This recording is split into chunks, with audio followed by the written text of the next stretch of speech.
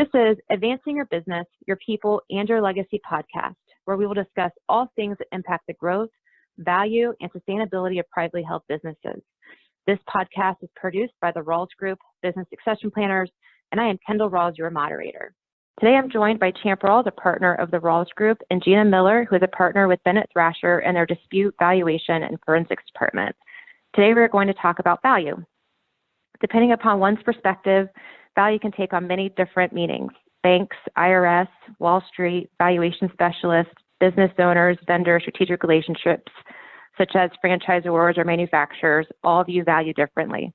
And depending upon one's reasoning for determining value, one's approach view could change, such as buying, selling, transferring stock, etc. So Gina, when should owners start planning for a transition? Well, as it turns out, long before they actually want to. It's really hard to get a business owner to step back and think about transitioning.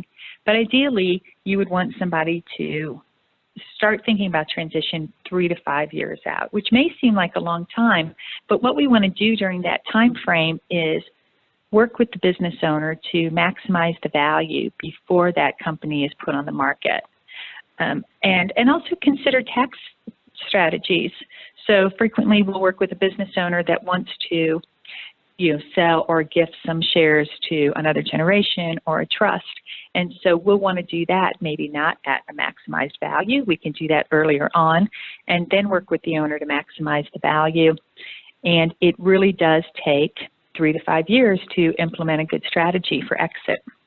I would agree. And I also think, taking a step back, this is the bigger question of the more successful you are, the longer it's going to take to transition, in a sense. And I say that in the sense that these big companies and these people who have been so successful, generally, and Gina, you can add in here if you think I'm off base, but the complexity involved when you get bigger and bigger and bigger requires that transition needs more and more planning. There's the taxes involved.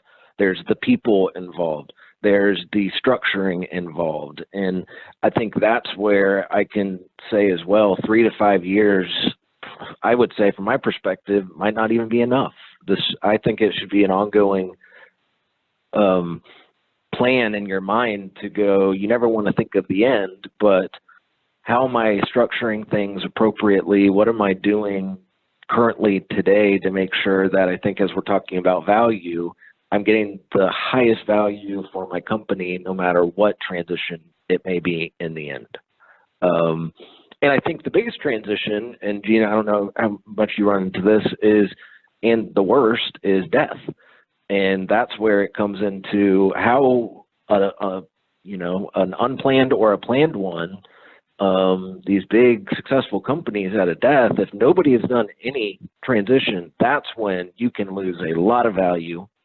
You can lose a lot of family harmony. And I think that's where I just say start yesterday. That's my number for it. Whatever yesterday is, start it and get going.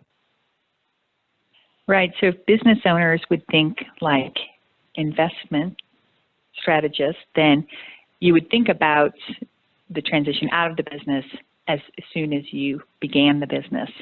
So similar to if you bought a piece of real estate, you may have in mind, I'm going to buy this piece of real estate, I'm going to hold it for years, and then I think I'm going to either develop it or sell it, in another manner. Business owners should be doing the same thing, but it's hard to talk a business owner into the planning for the exit part. And so, but definitely begin with the end in mind is good advice. Perhaps a way to think about it is that business owners should always be thinking about transition in the sense that the business is always transitioning because there may be a new economic focus happening in the sense that their industry is hot right now, their industry may not be hot in the future, or the economy is thriving right now, or there may be an impending recession, or even from a business owner perspective, that they're transitioning into the next form of what they want to be doing as an owner with the business growth. So if they're wanting to grow the business and diversify, then the business and themselves are transitioning to another position that they would need to backfill from a bench strength perspective. What do you guys think about looking at the planning of transition from that perspective? I definitely think that planning that transition, we like to say exiting on your own terms, right?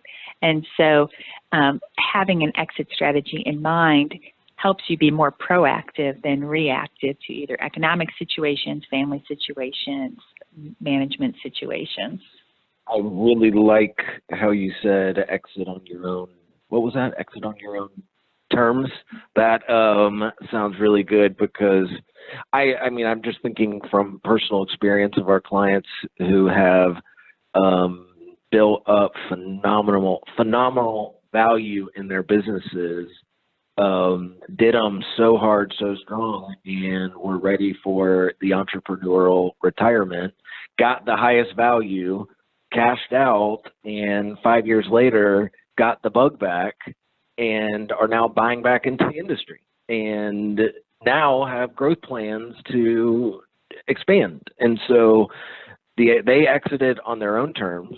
They built the value, they got the value, they sold it for that value, and it put them in a place to be able to do what they wanted in their future. And it just so happens they really liked business, so they got back into it. So I think exiting on your own terms, and I would even add to that one, entering back on your own terms is all forms of transition. And I think that's where when we all are saying, you know, always be planning for it, because while it might sound bad to be thinking of your exit, there's always an entrance if you exit the right way.